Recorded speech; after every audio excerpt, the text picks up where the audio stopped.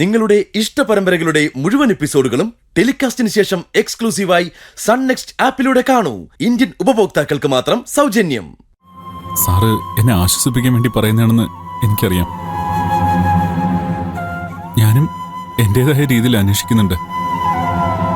പക്ഷെ അവള് എവിടെയാണെന്ന് പോലും ഇതുവരെ മനസ്സിലാക്കാൻ പറ്റിയിട്ടില്ല.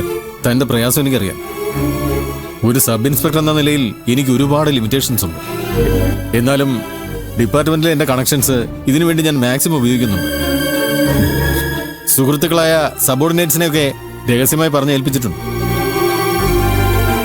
എവിടെന്നെങ്കിലും ഒരു ഇൻഫർമേഷൻ കിട്ടാൻ വേണ്ടി ഞാൻ വെയിറ്റ് ചെയ്യാം. എന്റെ അവസ്ഥ സാറിന് മനസ്സിലാവാത്തോണ്ടാ. അവളെ കാണാതെ ശേഷം വീട്ടിൽ പോലും കയറാൻ പറ്റാത്ത സ്ഥിതിയാ. അവളെ കൊണ്ട് ഇനി അങ്ങോട്ടുള്ളൂന്ന് ഞാൻ അവളുടെ അമ്മയ്ക്ക് വാക്കു കൊടുത്തു. അതിന് വീട്ടിൽ കയറായിരുന്നിട്ട് എന്ത് കാര്യമാ? സാറിനോടായതുകൊണ്ട് നേര് പറയാലോ. ഞാൻ അങ്ങനൊരു കണ്ടീഷനിൽ പെട്ടുപോയി. ഞാനും അവളുമായിട്ട് ഇപ്പൊ അത്ര നല്ല ടൈംസിലല്ല.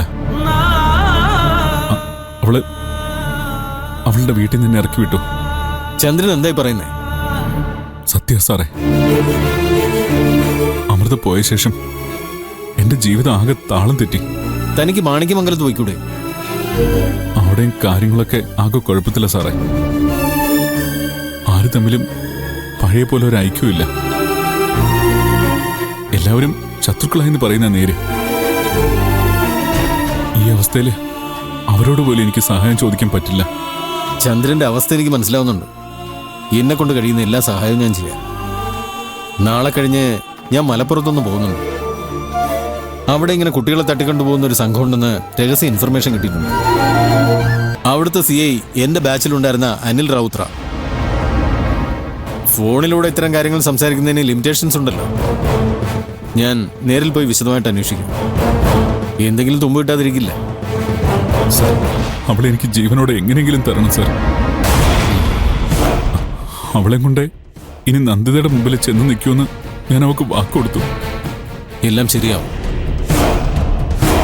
തന്റെ മകളെ ഞാൻ എങ്ങനെയും കണ്ടെത്തി തരും. താൻ ധൈര്യമായിട്ട് പോ.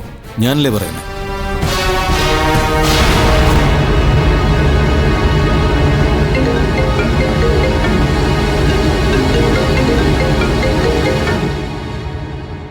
ഹലോ, എവിടെ? എപ്പോ? ഉറപ്പാണോ? ഓ ശരി ശരി, ഞാൻ ഉടനെ പുറപ്പെടാം.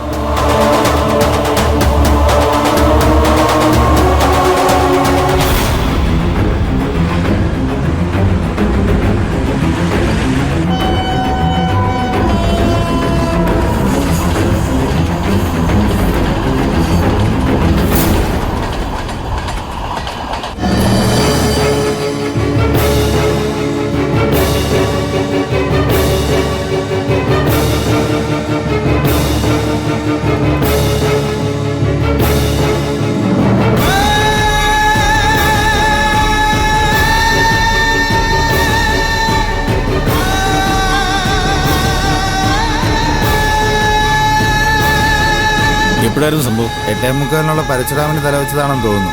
ആരാ ആദ്യം കണ്ടത്? ഞാനാ സാറേ. എങ്ങും പോരുത്, ഇവിടെ തന്നെ കാണും.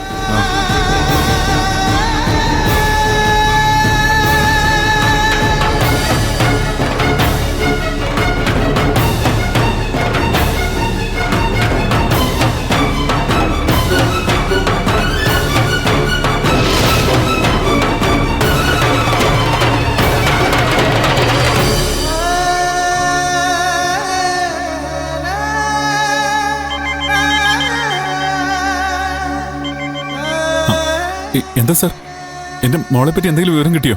താനൊന്ന് ആലപ്പാട് വരെ വരണം. എന്താ സാർ?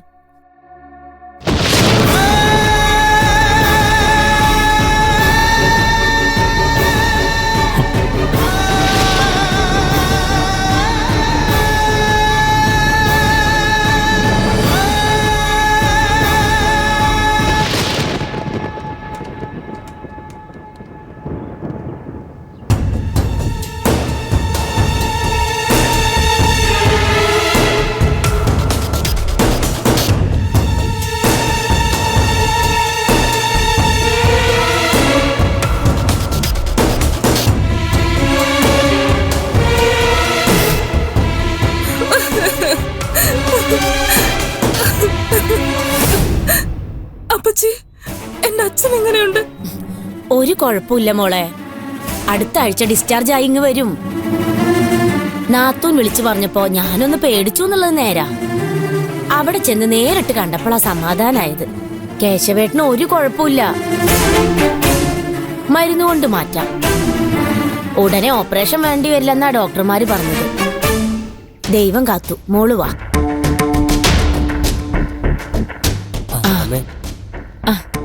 നീ ഇവിടെ ഉണ്ടായിരുന്നോ? എന്താടാ അന്ന് പണിക്ക് പോയില്ലേ? ഇല്ലമ്മേ, പണിയില്ല.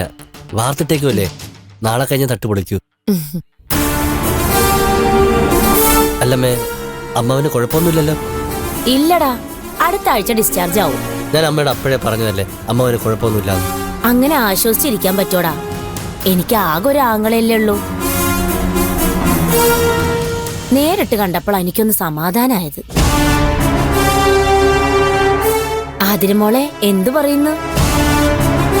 അമ്മ പറയാതെ പോയേല് നിനക്ക് പിണക്കൊന്നുമില്ലല്ലോ? ആ നേരത്തെ ആരോടും പറയാൻ തോന്നിയില്ല. എത്രയും പെട്ടെന്ന് കേശവേട്ടനെ കാണണമെന്നുള്ള ഒറ്റ ചിന്ത മാത്രമേ എനിക്കുണ്ടായിരുന്നുള്ളൂ. മക്കളെ, കഴിക്കാൻ എന്തിരിപ്പുണ്ടടി? നല്ല വിശപ്പ്. അമ്മ പോയി കുളിച്ചിട്ട് വാ, ഞാൻ അപ്പോഴേക്കും ദോശയും ചമ്മന്തി എടുത്തു വെക്കാം.